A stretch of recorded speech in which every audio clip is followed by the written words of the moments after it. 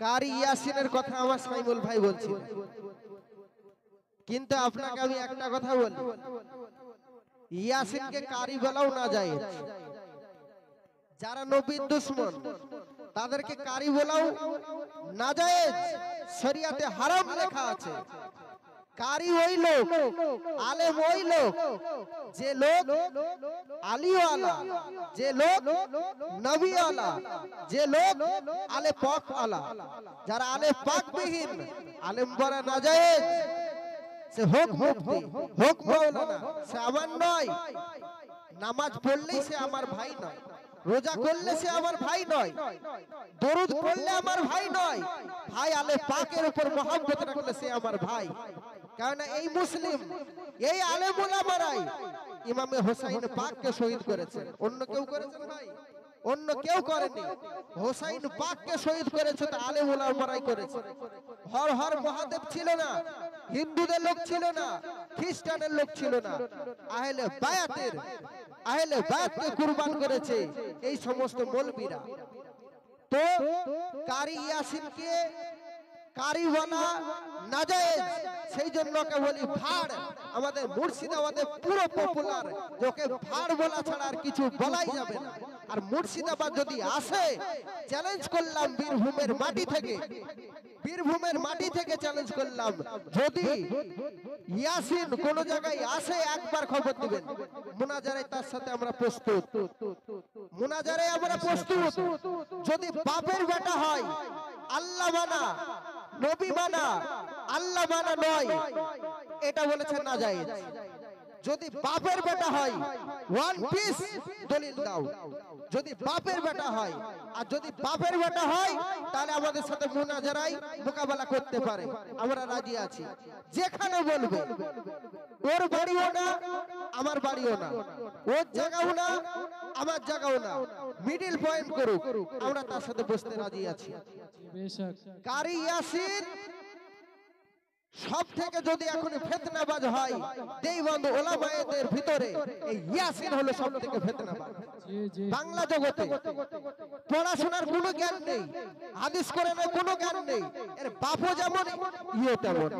এরা নিজেদের কোনো জ্ঞান রাখে না, খালি কেসা কাহিনী গায়ে। কি কেসা কাহিনী?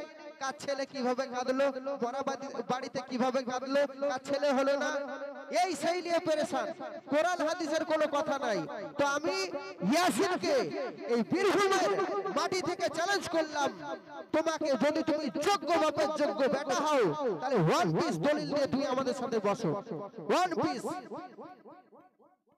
যাই হোক, আমি ইয়াসিনের কথা বলবো না, কেননা যদি আমি ওয়াহাবিদের কথা বলি এটা ঠিক হবে না। এটা হলো আশিকান মাহফিল, আশিকান মাহফিলে আশিকানের কথাই বলতে হবে।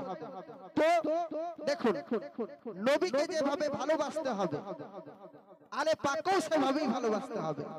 আলে পাক বিহীন নবী পাওয়া যাবে না, আর নবী বিহীন আলে পাক পাওয়া যাবে না। আর আল্লাহর ওলি আল্লাহ বিহীন নবী পাওয়া যাবে না, আলে পাক পাওয়া যাবে না। আমার খাজা গরিবে নওয়াজ হিন্দের ওলি আতে রসুল রহমাতুল্লাহ আলাইহি বলছেন, আমি হোসাইনের, হোসাইন আমার জান হোসাইন। তাহলে হোসাইন পাকে যদি জান হয়, তাহলে চিশতিয়া সিলসিলা যত মানুষ আছে সমস্ত মানুষের জন্য হোসাইন পাক হলো জান, নবী পাক হলো জান। জান নবী পাক জান হয়ে গেছে, হোসাইন পাক জান হয়ে গেছে। যতই আসমানি বালা, জিনি বালা, ইনসানি বালা যাই আসুক, সমস্ত কিছু দূর হয়ে যাবে শুধু আল্লাহর ওলি রসুল। ওসে পাক বলছেন, যদি মুসিবত আসে না, তো হুজুর গৌসে পাককে বলছে, যদি মুসিবত আসে তো হুজুর গৌস পাকের নাম নিয়ে নাও। জোরে বলুন, মুসিবত আলে হুজুর গৌস পাকের নাম নিয়ে নাও, আল্লাহর রহমত হুজুর গৌস পাক তোমাকে সাহায্য করবে। হকিকতের কথা। হুজুর আমি ঠিক বলছি না ভুল বলছি? হুজুর জানে হকিকতের কথা। হুজুর গৌস পাক কি যে মর্তবা দিয়েছে, আল্লাহর ওলিদেরকে যে কি যে মর্তবা দিয়েছে, আল্লাহ বিহীন কেউ বলতে পারবে না। তো হুজুর গৌস পাকের উপর ভরসা রাখতে হবে, আল্লাহর ওলিদের উপর মহব্বত রাখতে হবে, মুরিদ হতে হবে। ভক্ত হয়ে কোনো লাভ নেই, মুরিদ হতে হবে, ভক্ত হয়ে কোনো লাভ নেই। মুরিদ হয়ে পীর মুর্শিদের আখলাক চরিত্র নিজের দেহে সাজিয়ে ইলমে তাসাহুল শিক্ষা করে তোমরা ইবাদত করো, তোমাদের ইবাদত কবুল হবে। আর ইলমে তাসাহুল ব্যতীত তোমাদের ইবাদত কবুল হতেও পারে, না হতেও পারে, কোনো গ্যারান্টি নাই। কিন্তু আল্লাহর ওলির কাছে যাওয়ার পরে সে আল্লাহর ওলি যদি কোনো আমল দেয়, ওই কোনো সবক দেয়, ওই সবকটা আল্লাহ রাব্বুল আলামিন কবুল করবে। কারণ আল্লাহ পাক বলছেন আমার ওলিগণ আমার বন্ধু, অন্য কারো নয়, আমার বন্ধু। আমার বন্ধু যা বলে সেটা সত্যি বলে। আল্লাহর ওলিরা কি মিথ্যা বলে না? আমার হুজুর গৌসে পাক, আমার খাজা গরিবি নওয়াজ, হুজুর সাবির পিয়া কালিয়া দরবার শরীফ, বাবা ফরিদউদ্দিন গঞ্জে সাকার, হুজুর আলা হযরত, হুজুর তাজুস শরিয়া, হুজুর ওরাহারি হুজুর, যারা আল্লাহর ওলি হয়ে গেছে তারা কোনোদিন মিথ্যা বলতে পারে না। আর এরাই হলো আল্লাহর ওলি। আল্লাহর ওলিকে দেখলে নবীকে দেখা সব পাওয়া যায়। জোরে বলো হকিকতের কথা। তো দেখুন একজন আল্লাহর ওলি, নাম তার হযরতে মনসুরে হাল্লাজ। মনসুরে হাল্লাজ কেমন আমার নবী পাককে ভালোবাসতেন, কেমন পীর মুর্শিদের হুকুম আহকাম মেনে চলতেন এবং কেমন তরিকত পন্থী ছিলেন একটুখানি বলবো। হযরতে মনসুরে হাল্লাজ যখন ছোট অবস্থায়, মনসুরে হাল্লাজের বাবা এবং মা মারা যায়। মনসুরে হাল্লাজের একমাত্র বোন ছিল, সেই বোনের নাম হলো আয়না। সে বোনের নাম হযরতে আয়না। হতো হযরতে আয়না একদিন কুরআন শরীফ তেলাওয়াত করছে। হযরতে আয়না আল্লাহ পাকের বড়ই বান্দেগী ছিল। হযরতে আয়না আল্লাহ পাকের ইবাদতে নিজেকে বিলীন করে দিয়েছিলেন। দিনে কোরআন শরীফ পড়েন এবং নামাজ পড়েন এবং রাত্রে বেলা রোজা রাখেন। হযরতে আয়না হযরতে মনসুর হাল্লাজের বড় বোন। একদিন মনসুর যখন ছোট, হযরতে আয়না কোরআন শরীফ পড়ছে, ওই পথ দিয়ে হুজুর গৌসে পাক চলে যায়। জোরে বলুন গৌসে পাক যখন ওই পথ দিয়ে চলে যায়, হযরতে আয়নার কোরআন শরীফ তেলাওয়াত তার শুনতে পায় এবং হযরতে আয়না কোরআন শরীফে, হযরতে আয়না কোরআন শরীফ এত সুন্দর ভাবে পড়ে, হুজুর গৌস পাক নিজ কানে তা দাঁড়িয়ে দাঁড়িয়ে শোনে। জোরে বলুন নসিব কার কতটুকু একটু খেয়াল করে দেখুন। হযরতে আয়না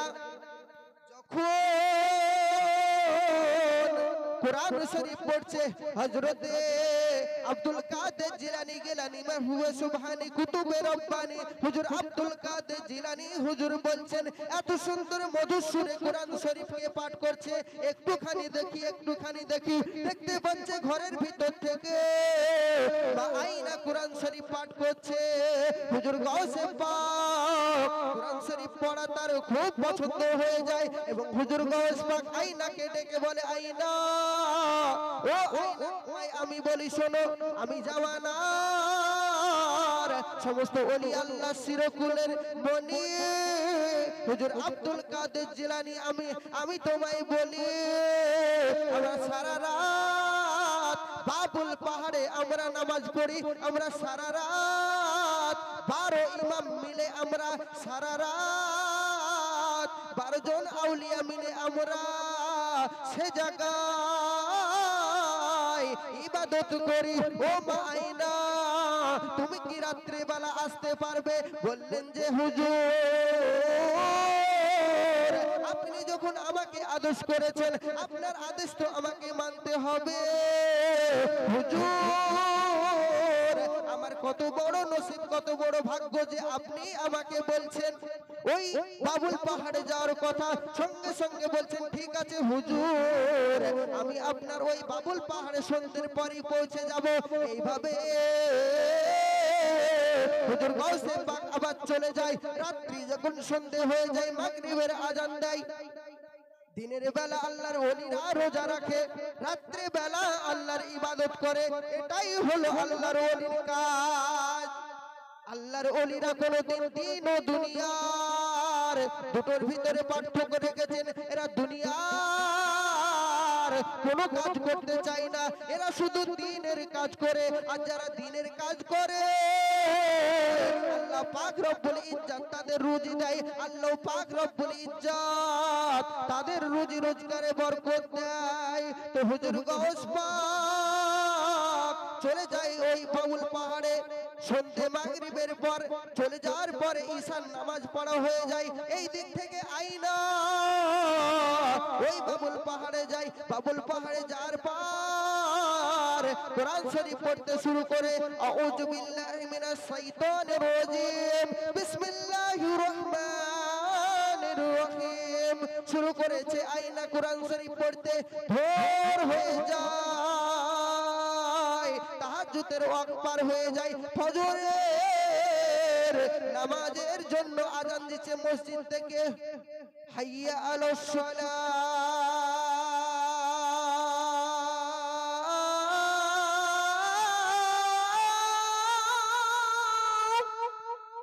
মসজিদ থেকে যখন আযান শোনা যায়, আইনা হুজুর গাউসে পাককে বলছেন, হুজুর আমাকে এইবারে বাড়ি যেতে হবে। বলছেন কেন কেন? আইনা আর একটু তুমি কোরআন শরীফ পড়ো। সঙ্গে সঙ্গে আইনা বলছেন যে হুজুর আমার একজন ছোট্ট ভাই, নাম তার মনসুর, ওই মনসুর বাড়িতে ঘুমিয়ে আছে।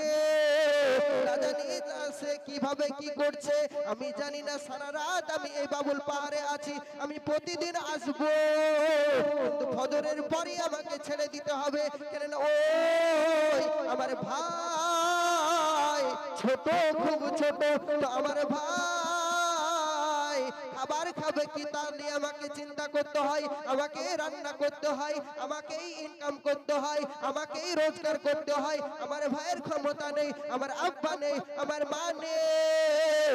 হুজুর আমাকে আপনি ছেড়ে দেন। ঠিক আছে ঠিক আছে মা, এই বলে মা আইনাকে ইজাজত দিয়ে যায়। ঠিক আছে মা, খোদা হাফেজ, আবার দেখা হবে তোমার সাথে মাগরিব বাদ। এইভাবে 12 জন আউলিয়াকে সালাম দেবার পর মা আইনা রাদিয়াল্লাহু তাআলা আনহু যখন বাড়ি চলে আসে, এইভাবে প্রতিদিন দিন যায় রাত আসে, দিন যায় রাত আসে, রাত যায় দিন আসে, এইভাবে শুরু করে বেশ কয়েকদিন কেটে যায়। কাটতে কাটতে বেশ কয়েকদিন কেটে যায়।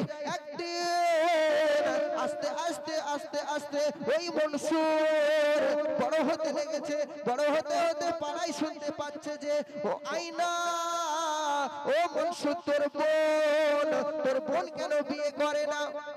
বললেন ঠিকই তো, কেন আমার বোন বিয়ে করে না?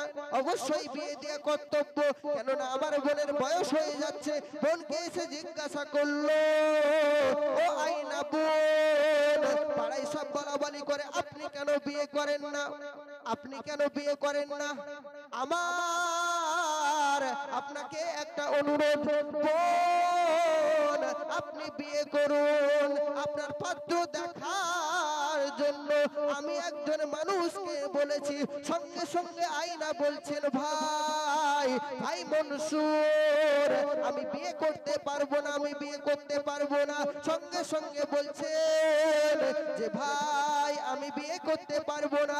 মনসুর তখন বলছেন, বোন কেন আপনি বিয়ে করতে পারবেন না? এইদিকে মনসুরে হাল্লাজকে বলেছিল ছেলেরা যে তোর বোন মাগরিব বাদ তোকে ঘুমিয়ে রেখে প্রতিদিন রাত্রে ওই বাবুল পাহাড়ে যায়। কি জন্য যায়, কার সাথে, কিভাবে কি করে কেউ বলতে পারে না। তোর বোন ব্যভিচারিণী, তোর বোন ব্যভিচারিণী, তোর বোনের সাথে অন্য জনের কট লাইন আছে, এই জন্য হয়তো তোর বোন বিয়ে করতে চাইবে না। দেখবি তোর বোনকে তুই বলবি। সঙ্গে সঙ্গে মনসুরের চিন্তা ভাবনার সাথে মিলে যায়। মনসুর চিন্তা ভাবনা করে, তাহলে কি আমার বোন অন্য কারো সাথে সম্পর্ক আছে? জোরে বলুন।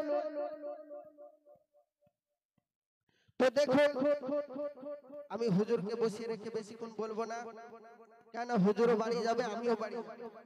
সময় হয়ে গেছে ভাই, শেষের দিকে। তো দেখি হযরতে মনসুরে হাল্লাজ নামাজের চিন্তা ভাবনা একটু অন্যরকম। বলছেন ঠিক আছে আজ আমি ঘুমাবো না, আমার বোন কোন দিকে যায় আমি দেখবো, আমার বোন কোন দিকে যায় আমি দেখবো। এই সময়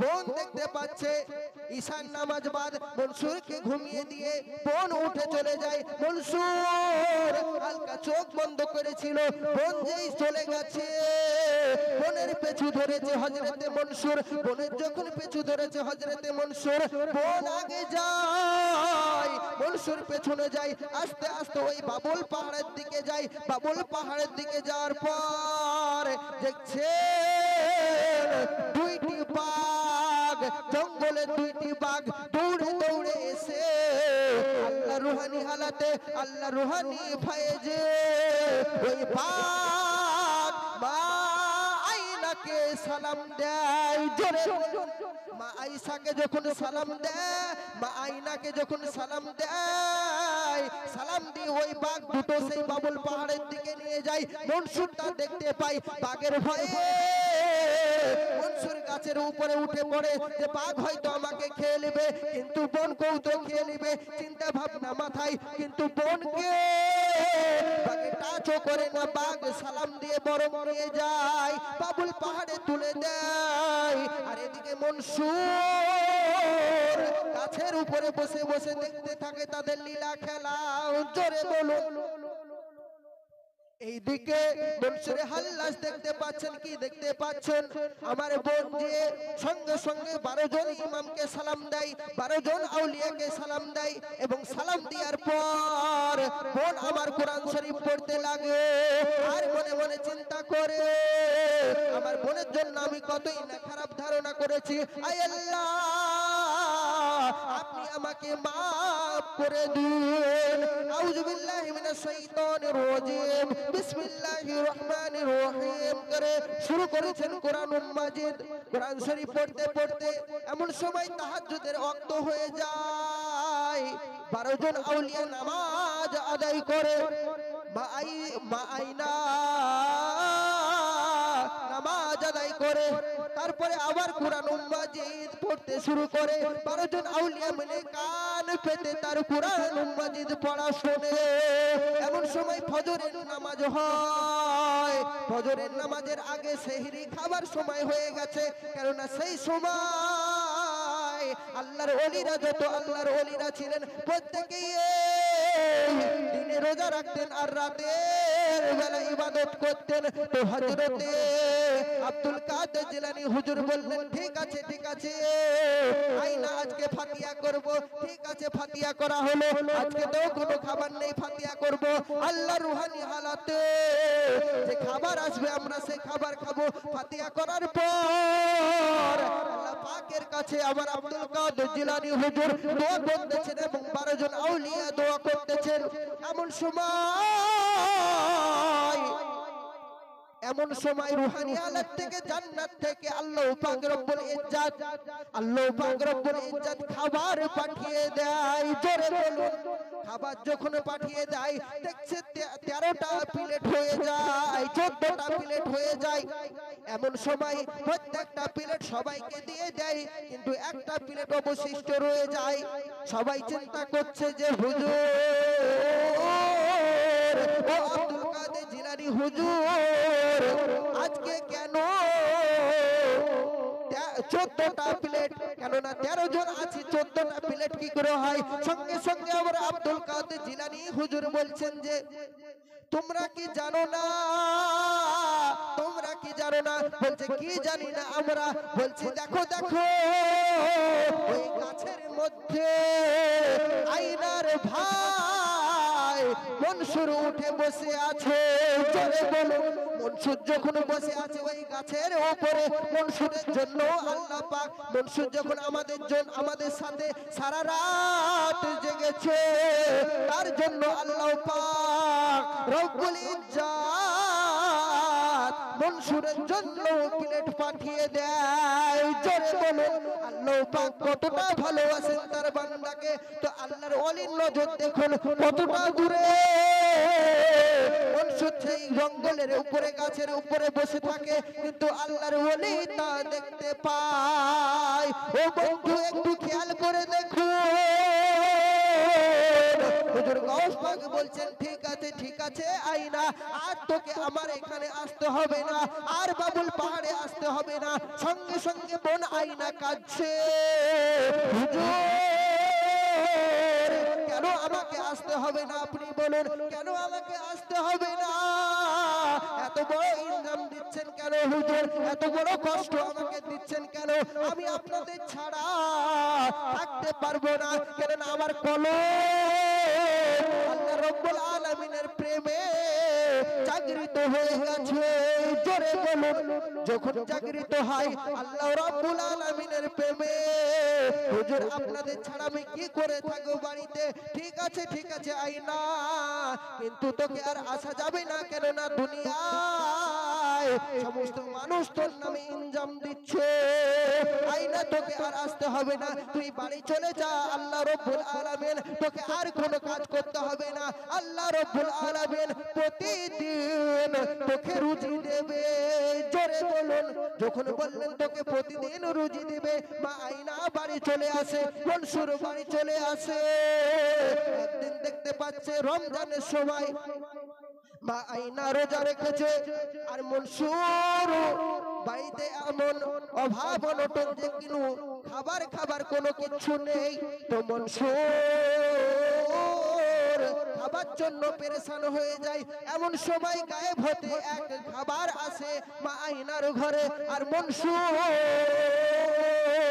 খেলা করে আসে এবং দেখতে পায় যে খাবার, সুস্বাদু খাবার দেখে মনসুর লোভ না সামলাতে পেরে ওই খাবার তুলে মুখে দেয়। এদিকে গৌসে আজম আব্দুল কাদের জিলানী ওই বাবুল পাহাড়ে বলেছিলেন, আইনা ঠিক আছে কিন্তু যখন প্রতিদিন ইফতার আসবে আল্লাহ রাব্বুল আলামিনের কাছ থেকে, তোর ইফতার আসবে জান্নাত থেকে, ওই ইফতার যদি কেউ খায়, তুই বাদে যদি অন্যজন খায়, সে আল্লাহ রাব্বুল আলামিনের প্রেমে পাগল হয়ে যাবে। জোরে বলুন, যেই মনসুর ওই খাবার মুখে দেয়, সঙ্গে সঙ্গে মনসুরের এই আঙ্গুলের দ্বারাতে তামাম পৃথিবী আশ করছিল, কলম সমস্ত কিছু তো দেখতে পাই। জোরে বলুন, যখন মনসুর এই আঙ্গুলের দ্বারাতে, শাহাদত আঙ্গুলের দ্বারাতে সমস্ত কিছু দেখতে পাই, মনসুর এবারে আল্লাহ আল্লাহ করতে লেগেছে, আল্লাহ করতে লেগেছে। আল্লাহ করতে করতে বাইরের দিকে চলে আসে, এতই আল্লাহতে ফানা হয়ে যায়। বোন কিন্তু জানতে পারে না। এমন সময় বোন জানতে পারে, কিন্তু ভাইকে জিজ্ঞাসা করছে, মনসুর কেন কেন কেন কেন কেন কেন তুমি এইরকম করতেছো? সঙ্গে সঙ্গে ভাই উত্তর দিচ্ছে, জানি না বোন, জানি না কেন আমি এমন করছি, কিন্তু আমি রব্বুল আলামিনকে আমি দেখতে পাচ্ছি, আমার নবী পাককে দেখতে পাচ্ছি। ইতিমধ্যে অনেকজন খোদাকে দেখার দাবি করেছে, কিন্তু কেউ খোদাকে দেখেনি। খোদার একটুখানি রোশনি দেখে তারা খোদা দেখার দাবি করেছে। আমাদের ইমাম আবু হানিফা বলছেন, আমি আমার রবকে 74 বার দেখেছি। মৌলা আলী রাদিয়াল্লাহু তাআলা আনহু বলছেন, আমি এক সিজদা দেই, ততরূপ মাথা তুলি না যতরূপ আমার রবকে আমি না দেখেনি। কিন্তু দেখুন বন্ধু, কেউ আল্লাহকে দেখেনি, আমার নবী ছাড়া কেউ আমার আল্লাহকে রুবারু দিদার করেনি, কিন্তু তারা আল্লাহর একটুখানি নূরের ঝলক দেখেই তারা মনে করেছে যে আল্লাহকে দেখা হয়ে গেল। এইদিকে মনসুর আল্লাহকে হয়তো দেখে নিয়েছে, এইভাবে আল্লাহ আল্লাহ করছে, আর আস্তে আস্তে দেশে দেশে গ্রামে গ্রামে গ্রামে গ্রামে ঘুরে বেড়াচ্ছে, আর আল্লাহ আল্লাহ জিকির করতেছে। সারা দুনিয়া ঘুরে বেড়াচ্ছে, আর বাড়ির দিকে খেয়াল নেই, আর বোনের দিকে খেয়াল নেই, শুধু আল্লাহ আল্লাহ আল্লাহ আল্লাহ আল্লাহ আল্লাহ জিকির করতেছে। এমন সময় অনেক দিন হয়ে যাওয়ার পর মনসুরকে কিছু লোক বলতেছে, মনসুর তুমি তো ছোটবেলায় মুরিদ হয়েছিলে। বলছে, জি আমি হুজুর, জি আমি মুরিদ হয়েছিলাম, কিন্তু আমি মুরিদের কিছু বুঝি নাই। আজ বুঝতে পেরেছি মুরিদ হলে কি পাওয়া যায়। তো হযরতে মনসুরে আল্লাহ একটাই কথা বলতেছে, ঠিক আছে ঠিক আছে, আমি মুরিদ হয়েছি তো কি হয়েছে, আজ আমি তরিকতের কথা বুঝতে পারছি। এমন সময় মনসুরের একজন পীর ভাই, হযরতে মনসুরের পীর ভাই মনসুরকে বলছে, তোমার চটের পোশাকটা খুলো, একটুখানি তোমার গোসল করিয়ে দি, তুমি তো 12 বছর গোসল করেনি। সঙ্গে সঙ্গে মনসুর বলছেন, গোসল করার কোনো প্রয়োজন নেই, কেননা যে আল্লাহতে প্রেমে ফিদা, তার গোসলের কোনো চিন্তা নেই, তার ওজোর কোনো দরকার নেই। সারা জীবনের জন্য সে গোসল করে নিয়েছে, সারা জীবনের জন্য সে ওযু করে নিয়েছে। তো মনসুরে হাল্লাজকে তার পীর ভাই বলছে, ঠিক আছে আপনি একটু তবুও জামাটা খুলুন, খাল্লাটা খুলুন। চটের পোশাকটা যেই খুলেছে, মনসুরের গায়ে দেখতেছে এই বড় বড় লোম হয়ে গেছে, আর ওই লোমের সাথে সাথে মনসুরের গায়ে এই মোটা মোটা উকুন হয়ে গেছে। মনসুর আল্লাহর দরবারে খালি আল্লাহ আল্লাহ করছে, নিজের দেহের দিকে কোনো খেয়াল নেই, নিজের দেহের দিকে খেয়াল নেই। এমন সময় আরো কিছুদিন যাবার পর মনসুরে হাল্লাজ এমন সময় একটা বাক্য বলতে লেগেছে, আনাল হক। আনাল হক যখন বাক্য বলতে লেগেছে, আর সমস্ত জায়গায় বলছেন আনাল হক আনাল হক আনাল হক, এই বাক্য উচ্চারণ করছে। এমন সময় এই বাক্য জামানার কাজীর কানে চলে যায়। ওই কাজীর কানে যখন চলে যায়, সঙ্গে সঙ্গে বলছেন যে মনসুরকে তোমরা ধরে নিয়ে আসো। মনসুরকে ধরে নিয়ে আসা হয় এবং মনসুরকে ধরে নিয়ে এসেই বলছে, ও মনসুর, ও মনসুর তুমি শোনো, তুমি যেটা বলছো সেটা শরীয়তের বরখালাফি কথা।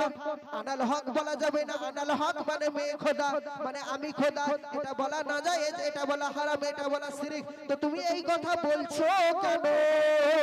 ও মনসুর, এই কথা তুমি ছেড়ে দাও, এই কথা ছেড়ে দাও। কাজী বললেন যে এটা শরীয়তের বরখালাফি কথা। কাজীকে বলছে যে কাজী, শরীয়ত মানে আমি জানি না। বলছে শরীয়ত মানে তুমি জানো না? বলছে না, আমি শরীয়ত মানে জানি না। সঙ্গে সঙ্গে উপমা দিচ্ছেন কাজী, দেখো এই দেহের চামড়া হলো শরীয়ত, আর দেহের ভিতরে যে গোশত আছে এটা হলো তরিকাত, আর যেটা হাড় আছে এটা হলো হকিকাত, আর হাড়ের ভিতরে যেটা মরিচা আছে এই মরিচাটাকে বলে মারিফাত। তো তুমি শরীয়তের বরখালাফি কথা বলেছো। সঙ্গে সঙ্গে মনসুরে হাল্লাজ বলছেন, আমি শরীয়তের যদি বরখালাফি কথা বলে থাকি বললে তোর শরীয়ত, জোরে বলো। আল্লাহর প্রেমে কেমন মজা, কেমন বন্ধু, একটু খেয়াল করে দেখুন। যারা আল্লাহর প্রেমে বজে যায়, সারা দুনিয়া ধন দৌলত তার কাজে আসে না। সঙ্গে সঙ্গে বলছে, তুই যদি, আমি যদি শরীয়তের বরখালাফি কথা বলে থাকি তোমার শরীয়তকে আমি রাখবো না। সঙ্গে সঙ্গে এইভাবে বড় বড় লোক ছিল, হযরতে মনসুরের আঙ্গুলে আঙ্গুল দিয়ে এইভাবে ধরে সঙ্গে সঙ্গে সমস্ত চামড়াকে ছিঁড়ে ফেলে দিয়েছে ওই কাজীর গায়ে। আর কাজীকে বলছে, লে তোর শরীয়ত, আল্লাহ আল্লাহ আল্লাহ আল্লাহ। এমন সময় সারা দেহ থেকে রক্ত ঝরে, সারা দেহ থেকে মাংসতে দগদগ করে। আর মনসুরকে বলছে, মনসুর বলছে আমি তবুও আনাল হক ছাড়বো না, আনাল হক বলতে লেগেছে। এমন সময় মনসুরকে বললেন, ঠিক আছে মনসুরকে তোমরা গ্রামের বাইরে করে দাও। ঠিক আছে আমি গ্রামের বাইরে যাব, মনসুর বলল। সঙ্গে সঙ্গে গ্রামের বাইরে করে দেওয়া হলো। মনসুরে হাল্লাজ আনাল হক বলছে, আর কাজী এদিকে বলে দিয়েছে যে আনাল হক বলবে। এই মনসুর কেউ যদি তোমরা শোনো, সঙ্গে সঙ্গে তাকে পাথর মারবে। মনসুরে হাল্লাজ আনাল হক বলছে, আর সবাই বাচ্চা বাচ্চা বড় যুবক যুবক সবাই তাকে পাথর মারছে। মনসুরে হাল্লাজের গায়ে যখন পাথর মারে, আর মনসুরে হাল্লাজ আহা করে হাসছে, আর আল্লাহ রাব্বুল আলামিনের দরবারে খালি বলছে আনাল হক আনাল হক আনাল হক আনাল হক, এই কথাটি বলতে থাকছে। মনসুরে হাল্লাজ এমন সময় মনসুরে হাল্লাজের একজন পীর ভাই, হযরতে মনসুরে হাল্লাজের একজন পীর ভাই দেখেছে মনসুর আনাল হক বলছে, কিন্তু হকিকতে মনসুরে হাল্লাজ ঠিক বলেছে, আনাল হক বলছে। এমন সময় ওই পীর ভাই মনে মনে ভাবছে এদিকে কাজের হুকুম, যদি ওই মনসুরকে না মারি তাহলে হয়তো আমার গর্দান যাবে। সেই জন্য ওই পীর ভাই ভাবছে যে মনসুরকে আমি কি দিয়ে মারবো, কি দিয়ে মারবো। এমন সময় ওই পীর ভাই যত লোকেরা মারে, পাথর মারে, আর ওই পাথরগুলো ফুল হয়ে ঝরে যায়। জোরে বলুন, ওই পাথরগুলো যখন ফুল হয়ে ঝরে যায়, হযরতে মনসুরে হাল্লাজের পীর ভাই ওই ফুল তুলে মনসুরকে আলতো করে মেরেছে, আর মনসুর সঙ্গে সঙ্গে ধুলায় লুটিয়ে পড়েছে। আর একটা কথা বলতে থাকে, ভাই রে পরে মানুষে দুঃখ দিলে দুঃখ মনে হয় না, আপন মানুষ কষ্ট দিলে মেনে নিয়ে যায় না। মনসুরে হাল্লাজ এই কথা বলছে, সঙ্গে সঙ্গে পীর ভাইকে বলছে, ও ভাই, ও আমার পীর ভাই, তুমি আমাকে মারলে, সবাই ওরা না জেনে মেরেছে, ঠিক আছে, আমার কোনো অসুবিধা নেই। তুমি যখন আমার ফুল দিয়ে মেরেছো না, ওই ফুলটা আমার এখানে লেগেছে, সবাই না জেনে মেরেছে, কোনো অসুবিধা নেই, কিন্তু তুমি জানো তবুও তুমি আমাকে মেরেছো। এইদিকে মনসুরে হাল্লাজ এইভাবে শুরু করেছে। এমন সময় মনসুরে হাল্লাজ আবার অনেকদিন পর ওই গ্রামের ভিতরে প্রবেশ করে। অনেকদিন পর ওই গ্রামের ভিতরে প্রবেশ করার পর হযরতে মনসুরে হাল্লাজকে দেখতে পেলেন ওই কাজী। আবার কাজী বললেন, ভাই আবার এসেছিস এই গ্রামে, আবার কেন এসেছিস তুই এই গ্রামে? তোকে তো গ্রাম ছাড়া করে দেওয়া হয়েছে, কেন তুই গ্রাম ছাড়লি না? শোন, শরিয়াতের সাজা কিন্তু বড় কঠিন। সঙ্গে সঙ্গে মনসুরে হাল্লাজ বলছেন যে ঠিক আছে, ঠিক আছে ও কাজী, আমি শরিয়াতের সাজাই তোমাদের দেখবো। সঙ্গে সঙ্গে মনসুরকে জেলখানায় ভর্তি করে দেওয়া হয়, জেলখানায় ফেলে দেয়, মনসুরে হাল্লাজকে জেলখানায় ঢুকিয়ে দেয়। জেলখানায় 7 দিন থাকার পর এমন সময় জেলখানায় আরো কয়েদি ছিলেন। সমস্ত কয়েদিরা বলছে, তুমি কেন জেলে এলে? আমরা নাই চুরি করেছি তাই জেলে, আমরা নাই ব্যভিচার করেছি তাই জেলে, আমরা নাই মদ পান করেছি তাই জেলের ভিতরে প্রবেশ করেছি, তুমি কেন জেলে তুমি প্রবেশ করলে? সঙ্গে সঙ্গে বলছেন, আমি বলে শরিয়াতের পরে খালাপে কথা বলেছি, সেই জন্য কাজী আমাকে জেলের ভিতরে ঢুকিয়ে দেয়। সঙ্গে সঙ্গে ওরা বলছেন, কি বরখালাপি কথা বলেছেন? বলছে, আমি বলেছিলাম যে মেয়ে খোদা আনাল হক আমি দাবি করেছিলাম। সঙ্গে সঙ্গে বলছে, সত্যি তো এটা শরিয়াতের বরখালাপি কথা। বলছেন, শরিয়াতের যদি বরখালাপি কথা হয়, আল্লাহ রাব্বুল আলামিন আমার মুখে তাসির রাখবে না। তোমরা কি বাড়ি যেতে চাও? বলেন, হ্যাঁ বাড়ি যেতে চাই, বাড়ি যেতে চাই। ঠিক আছে, তোমরা চোখ বন্ধ করো। সবাইকে চোখ বন্ধ করে দেয়, আর বলে যে ঠিক আছে 1 2 3 গণো। 1 2 3 গণেছে, আরে বলছে চোখ খোলো। এই চোখ খুলেছে, সমস্ত ব্যক্তি জেলখানার কয়েদিরা বাড়িতে পৌঁছে যায়। জোরে বলুন, বাড়িতে যখন জেলখানার কয়েদিরা পৌঁছে যায়, আর এইদিকে একটা মানুষ বলেন, কি ব্যাপার আমি বাড়িতে চলে এলাম, কিন্তু ওইদিকে মনসুর বলেছিল জেল থেকে তুমি কি বাড়াবে? তাহলে মনসুর কি বাড়িয়েছে একবার দেখি। আবার ওই জেলখানার ভিতরে ঢুকে দেখতে পাচ্ছে মনসুর এক কোণে পড়ে আছে, আর আনাল হক জিকির করতেছে।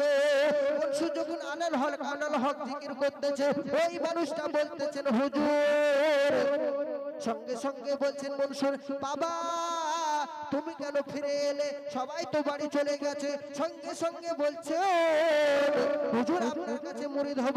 বলছে, আমি পীর নই, আমি আল্লাহর কোন ব্যক্তি নই, আমি ভণ্ড, আমি শরিয়তের বরখালাপি কথা বলেছি, আমার কাছে মুরিদ হওয়া যাবে না। সঙ্গে সঙ্গে বলছেন, হুজুর অনুনয় বিনয় করে আমায় মুরিদ করে নেন, অনুনয় বিনয় করে আমায় মুরিদ করে নেন। হুজুর আমি জানি আপনি কি মানুষ, কেননা সবাইকে বার করে দিয়েছেন। আপনিও যদি মনে করতেন বার হবেন তবুও বার হতে পারতেন, কিন্তু আপনি বার হয়নি, আপনি বার হননি। কেন শরীয়তের সাজা দেখবেন আমি বুঝতে পেরেছি আপনি হলেন আল্লাহর ওলি। হুজুর আপনি আমাকে মুরিদ করে নেন। সঙ্গে সঙ্গে মনসুরে হাল্লাজ বলছেন ঠিক আছে বাপ তোকে আমি মুরিদ করব, কিন্তু একটা কথা মনে রাখবে, মনে রাখবে যেদিন আমাকে কাজী শুনে চড়াবে, শুনে চড়ানোর পর আমার আনাল হক বন্ধ হবে না, আমার দেহের সারা মাংসগুলো কেটে কুচি কুচি করবে, তাতেও আনাল হক বন্ধ হবে না। আমাকে যখন পুড়িয়ে দেবে তাতেও আনাল হক বন্ধ হবে না। আমাকে যখন নদীতে ফেলে দেওয়া হবে তাতেও আনাল হক হবে না। কিন্তু এদিক থেকে নদী থেকে এমন ঢেউ আসবে গোটা গ্রামকে নচনচ করে দেবে। সেই দিনে তুই যদি এই আমার কম্বলখানা তোকে দিয়ে রাখলাম, এই কম্বলখানা যদি ওই নদীতে দিয়ে দিই, সঙ্গে সঙ্গে ওই রাহাজানি ওই নদীর ঢেউ বন্ধ হয়ে যাবে, নদীর ডাক বন্ধ হয়ে যাবে। ঠিক আছে হুজুর, সেই দিনই আমি তোকে মুরিদ করব বাপ। সঙ্গে সঙ্গে ওই ব্যক্তিটি বলছেন ঠিক আছে হুজুর আমি আপনার কথা মনে রাখলাম। দেখুন কেমন পীর আর কেমন মুর্শিদ, মরে যাবে তারপরে মুরিদ করবে, কিন্তু মুরিদ বিশ্বাস করে নাই, এর নাম হলো মুরিদ। পীরকে অন্ধের মতন বিশ্বাস করতে হবে যদি মুরিদ হন। মুরিদ হওয়ার আগে আপনি চেক করতে পারেন, কিন্তু মুরিদ হওয়ার পর আপনি আর চেক করতে পারবেন না। তো পীর ও মুর্শিদের দেখুন কেমন মহব্বত।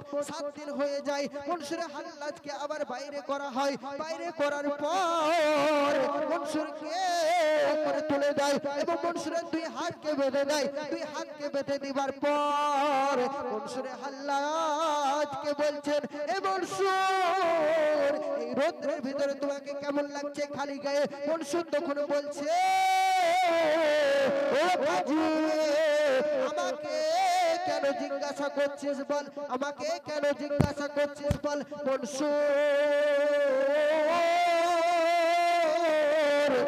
মনসুর তখন বলছেন হে কাজী যে আল্লাহ পাক রব্বুল ইজ্জতের প্রেমে ডুবে আছে তাকে আবার তুই জিজ্ঞাসা করছিস কেমন লাগছে বাপ বল, কেমন লাগছে বল বাপ। ও বন্ধু যে আল্লাহর প্রেমে ডুবে যায় সে কোনোদিন আল্লাহ ছাড়া আর অন্য কাউকে দেখে না। ও বন্ধু সঙ্গে সঙ্গে মনসুরে হাল্লাজের এই কান কেটে নেয়, 2 কান। মনসুরকে বলছেন মনসুর কেমন লাগছে বল। মনসুর বলছে তুই জানিস আমি কি করে বলবো। মনসুরকে আবার সঙ্গে সঙ্গে মনসুরের চোখ তুলে নেয় আর মনসুরকে জিজ্ঞাসা করছে মনসুর কেমন লাগছে তুই বল। মনসুরে হাল্লাজ বলছে আরে বেকার তুই কেন আমাকে জিজ্ঞাসা করছিস, তুই কাটছিস, তুই বল কেমন লাগছে। আমি তো কিছু বুঝতে পারি না, কারণ আমার মহান রবকে আমি দেখতে পাচ্ছি আর মহান রবের সামনে তুই কুচু কুচু করছিস, কিন্তু আমি কি করে বুঝতে পারবো সে না রুবারু আল্লাহ পাকের সাথে আমি দিদারে আছি। এমন সময় বললেন যে ও কাজী আমাকে 1 মিনিট সময় দে। বলছে কি সময় দেব? বলছে আমাকে একটুখানি ওযু করতে দে। বলছে কি ওযু করতে দেব? তখন সঙ্গে সঙ্গে বলছেন যে আমি মহান রব্বুল আলামিনের সামনে দাঁড়াবো। কেমনে দাঁড়াবো? বিনা ওযুতে তো দাঁড়ানো হয় না। সেই জন্য মনসুরে হাল্লাজ বলছেন আজ খুন দিয়ে রক্ত দিয়ে আমি ওযু বানাবো। জোরে বলুন ও বন্ধু। দেখুন এই মনসুরে হাল্লাজের কেমন করুণ কাহিনী।